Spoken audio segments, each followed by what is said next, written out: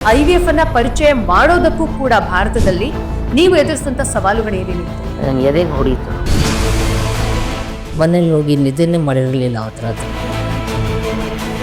ಎಲ್ಲರೂ ಗೇಲಿ ನನ್ನ ಮೇಲೆ, ಅಯ್ಯೋ ಏನಾಗಲ್ಲ ಬಿಡಿ. ನಾನು ಶುರು ಮಾಡಿದಾಗೆ ನಿಜವಾಗ್ಲೂ ನೀವು ಸುಲಭ ಅಂತ ತಿಳ್ಕೊಬೇಡಿ. 9 monthsಗೆ ಏನು ರಿಸಲ್ಟ್ಸ್ ಬರ್ದಿರಲ್ಲ. ಸ್ವಾಮಿ ನೀವು ಎಷ್ಟು ಕಷ್ಟ ಕೊಡ್ತೀವಿ ಅಷ್ಟು ಕಷ್ಟನೂ ನಾನು ತಗೊಳ್ತೀನಿ, ಬಟ್ ನಾನು ಈ ಸಾಧನೆ ಬಿಡಲ್ಲ. ನನ್ನ ₹1 ನನ್ನ ಪಾಕೆಟ್ನಲ್ಲಿದ್ದರೆ ನಾನು ಇದಕ್ಕೇ ಖರ್ಚು ಮಾಡ್ತೀನಿ. ನಾನು ಅಂದೆ ಆ ಗಾಳಿ ಗೋಪುರ ಹತ್ರ ಅಲ್ಲೇ ನಿಂತ್ಕೊಂಡ್ಬಿಟ್ಟು, ಬಿಕಾಸ್ ನಾನು ಇಲ್ಲೇ ನಿಂತು ಇಲ್ಲೇ ಸಾಯ್ತೀನಿ, ಬಟ್ IVF ಸಕ್ಸಸ್ ಮಾಡ್ತೀನಿ. ಜಗ್ಗೇಶ್ ಅವರ ಲೈಫ್ ಬರೋ ಮುಂಚೆ ಪರಿಮಳ ಜಗ್ಗೇಶ್ ಯಾರು? ಏನಕ್ಕೆ 20 ಪೈಸೆ ತಗೋತದೆ ಇಷ್ಟು ಕಾಸು ಇರುವಾಗ? ಅಂದ್ರೆ ನೀನು ಸಹಾಯ ಮಾಡ್ಬೇಕಂದ್ರೆ ನೀನ್ ದುಡಿದು ಸಹಾಯ ಮಾಡುವ. ಪರಿಮಳ, ನನ್ ಬಟ್ಟೆ ಇದೆ ಅದ್ ಎತ್ಕೊಂಡೋಗಿ ವಾಶ್ ಹಾಕೋನೋರು, ಫುಲ್ ಹಂಗೆ ಮುಖ ಗಂಟಿ ಇಟ್ಕೊಂಡು. ಸರಿ ಹೋಗುವಾಗ ಹಿಂಗ ಅನ್ನೋರು ಏನಂತ ಹೋಗ್ಬಿಟ್ಟು ನೋಡಿದ್ರೆ ಇಲ್ಲ ಕೆಳಗೆ ₹10 ಇಟ್ಟಿರೋರು.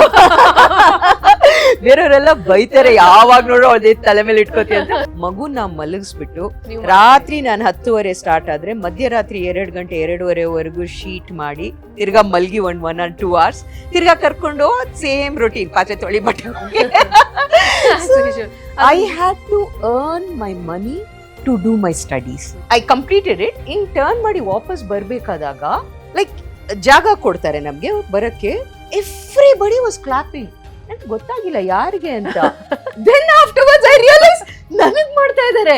ಉಷಾ ಎಷ್ಟು ಬೇಗ ಹೆಲ್ಮೆಟ್ ತಗೊಂಡು ಪಕ್ಕದಲ್ಲಿ ಇಟ್ಟೆ ಅಂದ್ರೆ I was like wow. ಅಲ್ಲಿರೋರು ಯಾರು ನನ್ನ ಜಗ್ಗೇಶ್ ವೈಫ್ ಅಂತ ಗೊತ್ತಿಲ್ಲ, ಮೋಸ್ಟ್ಲಿ ನಾರ್ತ್ ಇಂಡಿಯನ್, ಸೊ ಬೇರೆ ಇದರಿಂದ ಬಂದಿರೋ. It was my first moment as a women being recognised for something. ಪ್ರತಿ ಒಂದು ಟ್ಯಾಟೂನು ಒಂದು ಕತೆ ಇದೆ ಇದು ಹಿಂದೆ.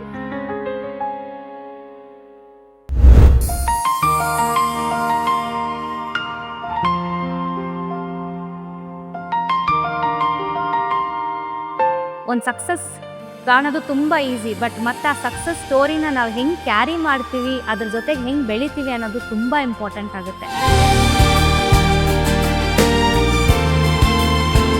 ತಾವು ಶಿಕ್ಷಣ ಸಂಸ್ಥೆಗಳನ್ನ ಕಟ್ಟಿದ್ದು ಹೇಗೆ ಮೇಡಮ್? ಈ ಒಂದು ಕ್ಷೇತ್ರ ನಿಮ್ಗೆ ಇಂಟ್ರೆಸ್ಟ್ ಆಯ್ತು?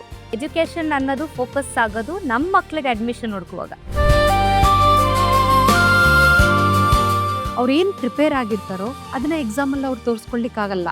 ಎಕ್ಸಾಮ್ಗೆಲ್ಲ ಪ್ರಿಪೇರ್ ಮಾಡ್ತೀವಿ ನಾವು, ಹೇಳೋದಿಲ್ಲ ಇಲ್ಲ ನೀನು ಬರ್ದು ಬಾ ಆರಾಮಾಗಿರು ಅಂತ. ಬಟ್ ಮಗುಗೆ ಎಕ್ಸಾಮ್ ಇನ್ನೇನು ಎಂಟರ್ ಆಗೋಗಿ ನಾನು ಸುಮಾರು ಪೇರೆಂಟ್ಸ್ ನೋಡಿದ್ದೀನಿ, I hope you will do 100% ಅಂತ. You should never put that statement to the side.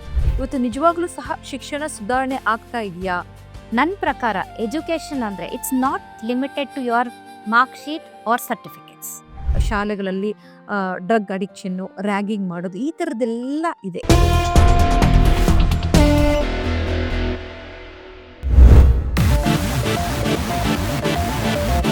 ನಮಸ್ಕಾರ ಅಕ್ಷತಾ ಅವರೇ, ಹೇಗಿದ್ದೀರಿ?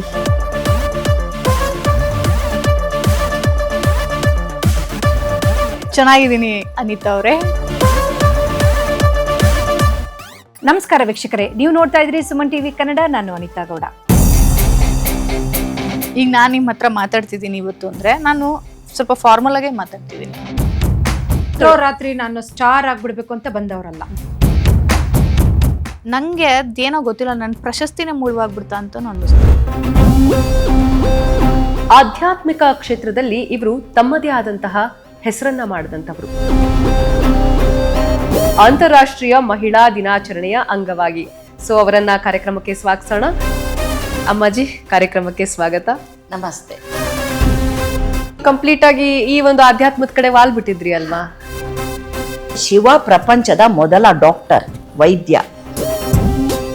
ಯೋಗಾಸನ ಅನ್ನೋದಕ್ಕೂ ಒಂದು ವಿಶೇಷವಾದಂಥ ಅರ್ಥ ಇದೆ. ಅದು ಒಂದೇ ಪದ ಅಲ್ಲ, 2 ಪದಗಳ ಜೋಡಣೆ.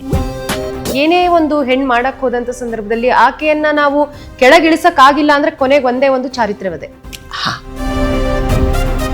ಯಾರ್ದು ತಪ್ಪಲ್ಲ.